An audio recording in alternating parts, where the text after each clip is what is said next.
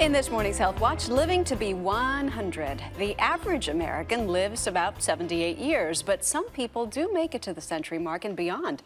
Our Dr. Jennifer Ashton is here with ways to increase your lifespan and remain in good health. Good morning, Good Jen. morning, Maggie.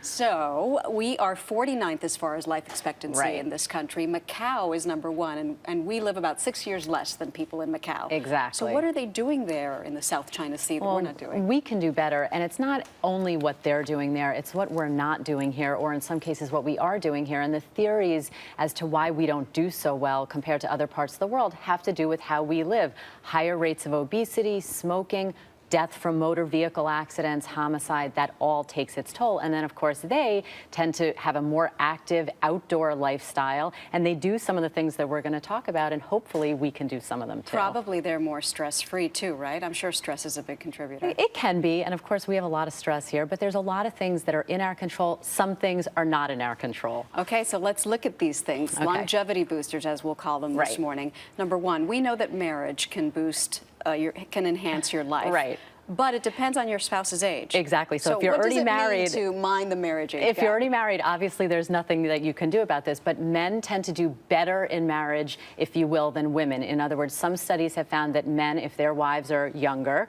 as it happens in my household, tend to live a little longer. The cougars, the women who marry younger men, don't do as well. Their risk of death goes up by 20%. What's the thinking? It's really unclear. This is one of those things that's an association. Maybe for men, if your wife is a little younger, you tend to be more active and have a healthier lifestyle. But again, it's an association. Maybe if you're an older woman married to a younger man, you have the stress of keeping up with him and thinking, is he going to leave me for something? Could be, I don't know. could be. All right, the next one, light drinking.